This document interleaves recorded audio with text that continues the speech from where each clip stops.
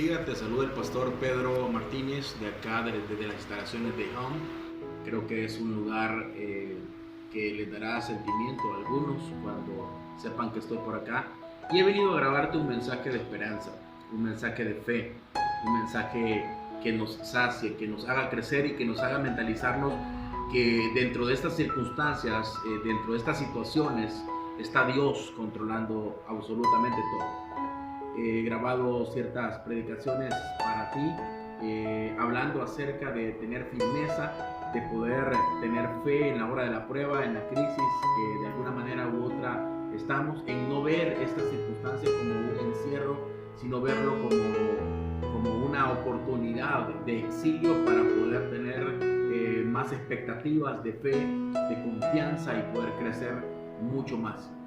Muchos de nosotros también hemos hablado que muchos de nosotros vemos esto como una crisis que de alguna manera u otra nos lleva a tener sentimientos, emociones mal formadas que nos llevan de alguna manera en nuestra vida a poder posicionarnos más, a poder predisponernos, y esa predisposición lo que hace de alguna forma es no solamente predisponernos a nosotros y crear un mal ambiente en nuestra vida, sino que crear un mal ambiente en nuestro entorno, y las personas que están con nosotros pueden tener una crisis, pero no por las circunstancias que se están dando de la pandemia global que se está produciendo en el mundo entero, sino que la crisis serías tú por poder tener sentimientos mal formados y producir sentimientos malos a las personas que viven contigo. Por lo tanto, no debe ser como encerrarse con fieras este encierro, esta crisis. No debe ser como encerrarse como animales violentos y de alguna manera u otra tener ciertos sentimientos de amargura. También estuvimos hablando acerca de las circunstancias, acerca de Jonatán y Mical, como ellos siendo hermanos y teniendo la misma circunstancia, teniendo el mismo entorno, teniendo todo lo que en realidad vivieron como hermanos, porque eran hermanos, hijos del mismo padre, hijos del rey Saúl, y a pesar de vivir de alguna manera en las mismas circunstancias de manera general, a pesar de todo ello, reaccionaron de manera diferente. Reaccionaron, uno de ellos con optimismo, teniendo buenas compañías como David o el paque de armas, y teniendo buenos sentimientos, incluso teniendo un buen enfoque. Y hablábamos acerca del momento donde él puede comer miel, en donde todo el pueblo estaba en ayuno y el pueblo de Israel comienza a vencer a los filisteos por ese optimismo. Pero también hablamos de Mical, que a pesar que tenía el mismo padre, de alguna manera se puede decir que la crianza era similar. Decidió estar en amargura en su corazón y hiel de su corazón y poder reaccionar de manera mala, poder reaccionar con sentimientos mal formados y con sentimientos de alguna manera desordenados.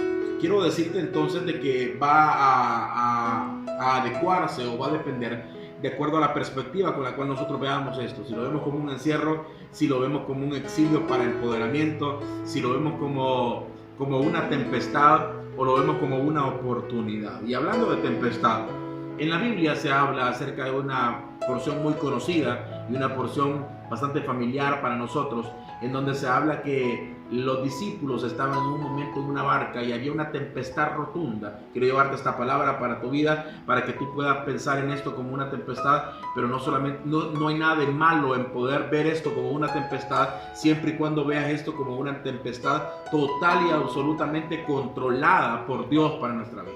Por lo tanto, me llega a mi mente y a mi corazón la necesidad de hablar de este párrafo. Cuando los discípulos estaban en la barca y había una tempestad tremenda, la Biblia habla de que los discípulos estaban agobiados, y es importante reconocer que los que estaban agobiados eran personas expertas en el ámbito, eran pescadores que estaban acostumbrados tal vez a haber tenido las 1000 tempestades, las 1000 tormentas. Hay muchas personas preparadas en este entorno y en esta circunstancia, en esta pandemia global que estamos pasando, y hay muchas personas que de alguna forma, países primermundistas con doctores, con médicos bastante especializados, pero en esta pandemia hemos visto que no importa la preparación que alguien tenga, cuando las cosas se desbordan y se salen de control, ya tiene que ver con un propósito de Dios y tiene que ver con situaciones que pasan, que se salen de nuestro control. Ahí solamente queda la fe. Hay una experiencia que pasó en Italia de médicos que eran, siendo ateos, hombres de ciencia, hombres intelectuales, de alguna forma vieron morir a muchas personas. Ustedes saben perfectamente todo lo que pasó en Italia y cómo ese país ha estado y todavía está en una crisis. De alguna manera está saliendo, pero en su economía ha sido muy afectada. Y se habla esta experiencia que uno de los ancianos que estaba ahí era cristiano y les hablaba mucho de Dios. Él estaba enfermo, pero a pesar de las circunstancias que él estaba pasando, a pesar de la enfermedad que él estaba viviendo, les hablaba de Dios. En un momento determinado, uno de los médicos da testimonio y dice, siendo ateo, siendo hombre de ciencia, siendo hombre intelectual, llegó un momento donde él vio y experimentó que la medicina ya no tenía nada que hacer. No hay cura por el momento, no hay una vacuna por el momento. Estamos profesando que puede venir y que primero Dios venga pronto el medicamento para poder tratar a las personas de COVID-19, pero la verdad es que todavía no hay algo claro y específico aún. Por lo tanto, cuando ya las cosas se salen de nuestras manos, de alguna forma lo único que nos queda es confiar, creer. Y si no conocemos verdaderamente a Dios, que Él es capaz de hacerlo todo y se entregó a su Hijo Jesús para poder venir a morir por nosotros y tuvo esa capacidad y ese amor para poder entregar a su Hijo y que viniera a morir por el mundo entero, viniera a morir por nosotros y venir a morir e invertir su vida y fue capaz de invertir su vida por ti y por mí. ¿Qué es lo que Él no sería capaz de hacer por nosotros? Por lo tanto, al pensar y al ver en las circunstancias que ya se salen del control, lo que queda es confiar. Pero confiamos mejor cuando verdaderamente creemos y sabemos quién es Él. Y en este momento eran personas expertas, tal vez, los discípulos que eran expertos y habían pasado las 1000 tormentas, pero en ese momento sabían que todo se había salido de las manos. Todo se había desbordado ya la tempestad no la podían calmar. No sé en realidad cuántas horas habían luchado contra la tempestad, pero me imagino que habían sido muchas horas. Mientras Jesús dormía, dice la palabra que Jesús estaba dormido, y ahí me lleva a otro pensamiento de las reflexiones que he grabado para ti, para que tú las puedas ver en nuestra fanpage, en nuestras redes sociales y en nuestro canal de YouTube. De nuestras prédicas, nos lleva a ese silencio de Dios. Cuando Dios calla, muchas veces nosotros nos desesperamos porque nosotros tenemos una cultura de hablar y de ruido y de sonido y de muchos sonidos, pero hay que entender que aún en el silencio está el sonido de la esperanza, de la fe y del propósito de Dios. En el silencio de Dios hay más contenido muchas veces. Que la palabra es poderosa, pero el silencio también es poderoso. Por lo tanto, los discípulos estaban agobiados porque Jesús estaba dormido. Es probable que en esas circunstancias nosotros pensemos y digamos, ¿dónde está Jesús? Hay personas que dicen, en este momento, ¿dónde está Dios? En este momento, ¿dónde están los predicadores? En este momento, ¿dónde están los pastores? Y hay personas que le agarran mucho y se enfatizan mucho, tratando de reclamar de alguna manera y sacar ese tipo de sentimientos de amargura y malos sentimientos, en donde dicen, ¿dónde está Dios? En estos momentos, ¿cómo es posible que Dios no haga algo? ¿Cómo es posible que tanto predicador que profesa fe y que habla de milagros y tanto hombre de Dios que habla milagros no puede hacer nada con esto? Y es porque todo se ha salido del desbordamiento o del control humano a poder estar en el control de Dios. Y esto se acaba cuando Dios dice que se acabe. Y esto se acaba cuando Dios verdaderamente con su poder lo hace. Y alguien dice, ¿dónde está Dios en este momento? Pero hay que entender que en el silencio de Dios, Dios quiere que nosotros en esa pausa de nuestra vida entendamos muchos aspectos y muchas cuestiones que posteriormente en el ruido o en medio del ruido o en medio del sonido no entendemos.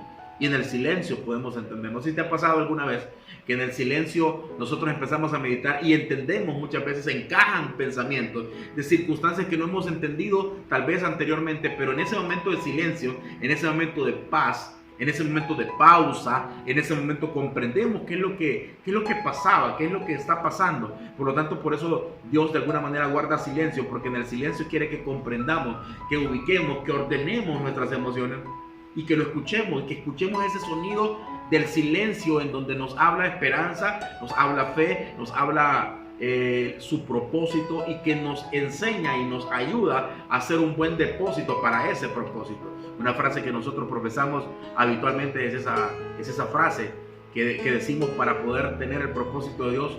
Para poder estar en el propósito, primero debemos de asegurarnos de ser un buen depósito. Y es que si tenemos en nuestro depósito, en nuestra alma, llamemos depósito al alma, si tenemos en nuestra alma emociones desordenadas, resentimientos, rencores, obras de la carne, no podremos hacer que el propósito de Dios llegue a nuestra vida, porque nuestra vida está con piedras, como aquella tierra con piedra, como aquella tierra con espinas, como aquella tierra que no es apropiada para que la semilla brote y que dé un árbol que da fruto en todo tiempo. Por lo tanto, los discípulos estaban agobiados, ya todo se había salido de sus manos, se había salido de control, y los discípulos estaban como los doctores, que hacen lo que pueden, como los gobiernos que hacen lo que pueden, como el ser humano que hace lo que puede, pero hay situaciones que se salen de nuestras manos. Por lo tanto, acudieron a Dios, acudieron a Jesús, despertaron a Jesús, le dijeron a Jesús que no es que perecemos con esta tempestad.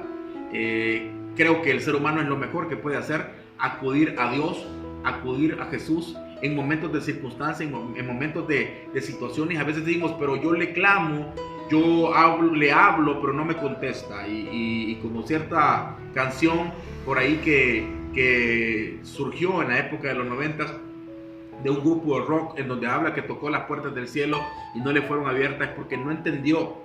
El conocer no es entender, el conocer es una recopilación de datos, el entender es exactamente lograr comprender qué es lo que Dios quiere, y muchas veces Dios no quiere que opines, muchas veces Dios no quiere que hables.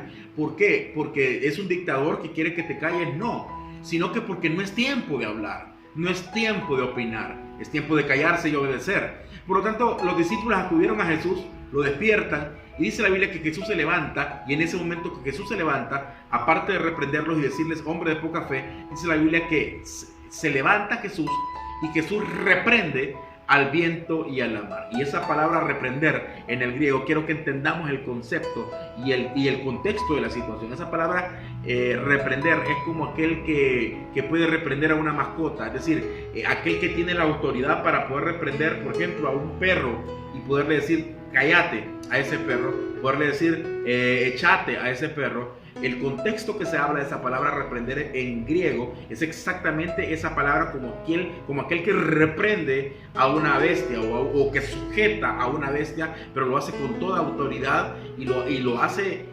haciendo que la persona, que el animal, que la bestia se sujete a la autoridad de él. Así dice la palabra, que Jesús se levanta y reprende, como quien reprende a una bestia, reprende al viento y a la mar, y en ese momento el viento y la mar se callan. Y quiero que entienda más o menos el contexto de lo que pasaba. Ellos iban navegando y luego posteriormente iban a bajarse en tierra de Gadara, en donde Jesús iba a liberar a un endemoniado en tierra de Gadara, y le iba a sacar una legión de demonios que iban a ser tirados al hato de los cerdos, y Jesús iba a hacer eso exactamente. Pero no solamente eso, había muchas cosas que a Jesús le faltaba por hacer, y por lo tanto Jesús no iba a perecer en una tempestad.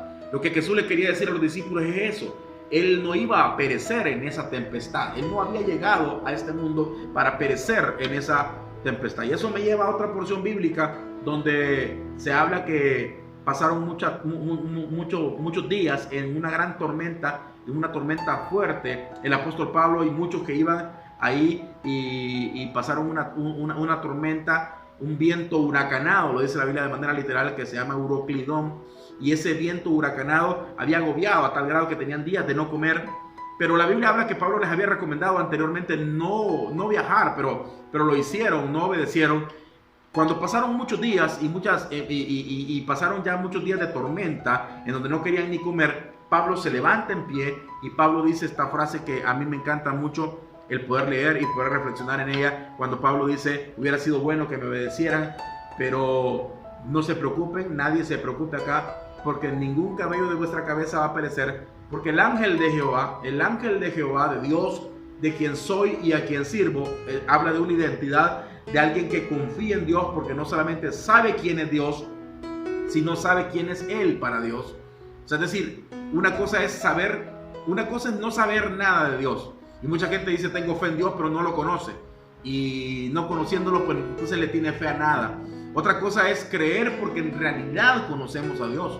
y conocemos lo que es capaz de hacer, que ya te dije que entregó a su Hijo por ti y por mí, y es capaz de hacer cualquier cosa por nosotros. Dios no solamente es capaz de hacer todas las cosas, es capaz de hacer cualquier cosa por ti. Por lo tanto, vemos a alguien que no solamente alguien que no conoce a Dios, sino que alguien que conoce a Dios, que es el segundo paso, pero también el tercer paso es alguien que sabe verdaderamente quién es Él para Dios.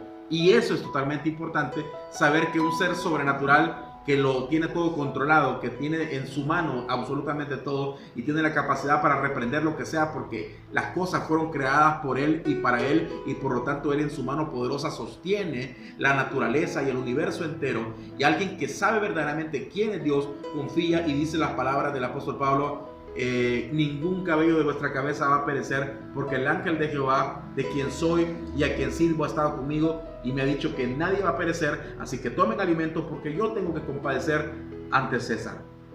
Por lo tanto te digo que esta crisis y esta circunstancia que estamos pasando, que estamos viviendo adversa, no es para perecer, no es para decir todo se acabó, esto es el fin del mundo.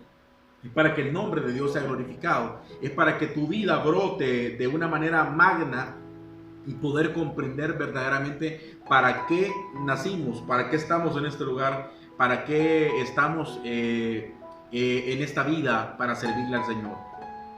Pensaba en unas palabras que en cierta oportunidad me dijo mi abuelo cuando vi a ciertos animales mojándose y los animalitos estaban mojándose, y yo le dije a mi abuelo que si los entrábamos, porque me daban lástima que se estuvieran mojando, y mi abuelo me dijo que esos animales habían nacido para poder soportar ese tipo de tormenta. En realidad la tormenta te hace dos cosas: o te vulnerabiliza, porque de alguna manera u otra nosotros nos predisponemos y pensamos que de alguna manera nos va a enfermar o nos crea defensas, y las tormentas ya no nos vuelven a tocar. No sé si hemos visto que hay niños que han pasado en tormentas, y muchos de nosotros jugamos fútbol incluso en la tormenta, y nunca posteriormente nos hizo daño una tormenta, no nos dio más que un catarro tal vez pequeño, pero creamos defensas, porque la tormenta hace que nosotros creamos defensas y que posteriormente seamos más fuertes. Por lo tanto, esto nos está haciendo más fuerte a nosotros, y es una circunstancia que nos está ayudando